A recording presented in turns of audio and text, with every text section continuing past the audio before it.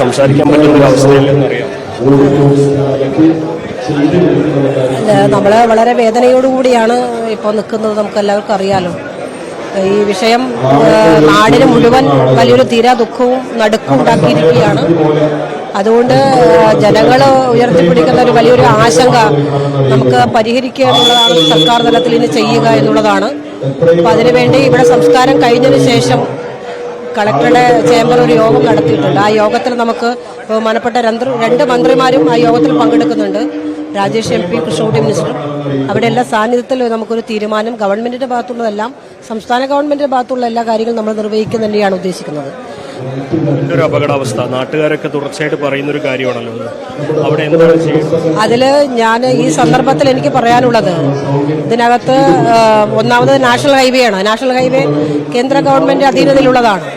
കേന്ദ്ര ഗവൺമെന്റ് ഇക്കാര്യത്തിൽ ഗൗരവമായിട്ടുള്ള ഒരു ഇടപെടൽ നടത്താതെ നമുക്കൊന്നും ചെയ്യാൻ പറ്റില്ല. ഇവിടുന്ന് ജയിച്ചു പോയിട്ടുള്ള MP ഉൾപ്പെടെയുള്ള ആളുകൾ ഇക്കാര്യത്തിൽ എന്ത് നിലപാട് സ്വീകരിക്കുന്നതിനെ അടിസ്ഥാനപ്പെടുത്തിയിട്ടാണ് ചെയ്യുക.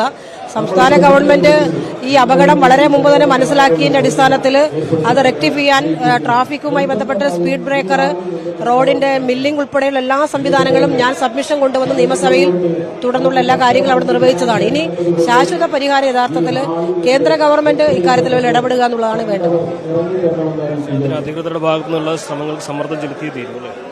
തീർച്ചയായിട്ടും നമ്മൾ ഇത് വേണ്ടതെന്ന് വെച്ചാൽ, ഇപ്പോൾ കേരള നിയമസഭയിൽ ഞാൻ 2 വർഷം മുമ്പാണ് സബ്മിഷൻ കൊണ്ടുവന്നത്. സബ്മിഷത്തിന്റെ അടിസ്ഥാനത്തിൽ കേന്ദ്ര ഉപരിതല മന്ത്രാലയത്തിന് സംസ്ഥാന ഗവൺമെന്റ് ഇതുമായി ബന്ധപ്പെട്ട റിപ്പോർട്ടുകളൊക്കെ ആവശ്യകതയും ചൂണ്ടിക്കാണിച്ച് അറിയിച്ചതാണ്. തുടർന്ന് അവിടുന്ന് യാതൊരു പ്രതികരണം ഉണ്ടായിട്ടില്ല. മാത്രമല്ല, ഇവരുടെ ഈ പ്രോജക്റ്റ് കേന്ദ്ര ഗവൺമെന്റിന്റെ അന്നത്തെ 260 കോടി രൂപയുടെ പ്രോജക്റ്റാണ്. അതിൽ ഒരു നയാ പൈസ പോലും അധികമാക്കാനും അത് റിവൈസ് ചെയ്യാൻ പോലും തയ്യാറായിട്ടില്ല. അങ്ങനെ വന്നാൽ മാത്രമേ അവിടുത്തെ പനയമ്പാട് കൊടും വളവ് നിവർത്തി ശാശ്വതമായ ഒരു പരിഹാരം തന്നെ നമുക്ക് ഉണ്ടാകാൻ പറ്റും കഴിയും. നമുക്ക് പിന്നീട് ഇതെല്ലാം വളരെ വിശദമായി പറയേണ്ട കാര്യങ്ങളാണ്. പക്ഷേ നമുക്ക് ഈ ഒരു ഘട്ടം, ഈ ഒരു സാഹചര്യം നമുക്ക് അത്രമാത്രമുള്ള മുഴുവൻ ചർച്ചകൾക്കും വിനിയോഗിക്കാൻ കഴിയുന്നതല്ല. കുട്ടികളെയൊക്കെ ഇവിടെ നിരത്തി കിടത്തിയിരിക്കുകയാണ്. വല്ലാത്തൊരു കാഴ്ചയാണ് ശരി. 4 പിഞ്ചു മക്കൾ അവരുടെ വിധിയുടെ ഒരു അപ്രതീക്ഷിതമായിട്ടുള്ള, ഇപ്പോൾ നമ്മളൊന്നും ആരും തന്നെ ഒരിക്കലും പ്രതീക്ഷിക്കാത്ത തരത്തിലുള്ള 4 കുഞ്ഞുങ്ങളെ ഒരേ സമയം തട്ടിയെടുക്കുന്നുണ്ട്. അതിൻ്റെ ഒരു വേദന, അതിൻ്റെ ഒരു തീവ്രത, അത് ഈ നാടൊന്നാകെ അതിനൊപ്പം ഏങ്ങലടിച്ച് കരയുന്ന കാഴ്ചയാണ് കാണുന്നത്. എന്താണെങ്കിലും പൊതുദർശനത്തിനുള്ള ഒരുക്കങ്ങൾ കരിമേനിക്കൽ ഹാളിൽ പുരോഗമിക്കുകയാണ്. പ്രാർത്ഥനകൾ മുഴങ്ങുന്നു. ഈ കാഴ്ചകളിലേക്കും ദൃശ്യങ്ങളിലേക്കും നമുക്ക് ശ്രദ്ധിക്കാം.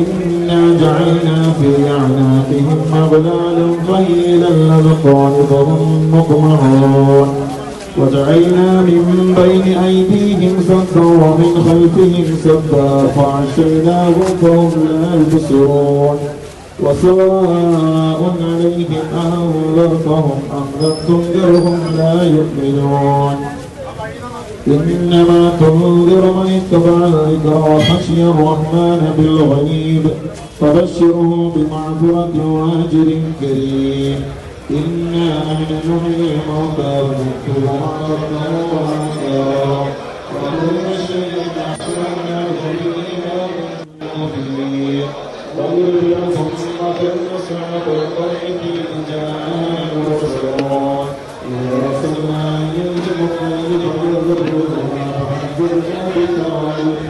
فقالوا إنا إليكم مرسلون قالوا آمنتم إلا بشرا مثلنا وما أنزل الرحمن من شيء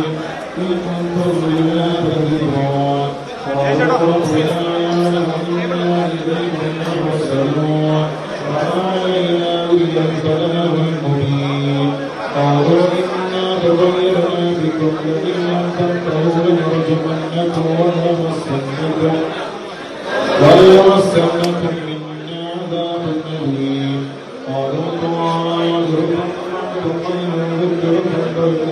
قوم مسرفون فجاءوا نفس المدينة اتبعوا المرسلين اتبعوا ما يسألكم أجرا وهم مهتدون وما لي أعبد الذي فطرني وإليه ترجعون فأتخذ من دونه آلهة يريد الرحمن بضر إني شفعت شيئا ولا ينكرون إني هدى بالضلال المبين إني آمنت بربكم فاسمعون قيل ادخل الجنة قال يا ليت قومي يعلمون بما غفر لي ربي وما لي من التأويل فما أنزلنا قومه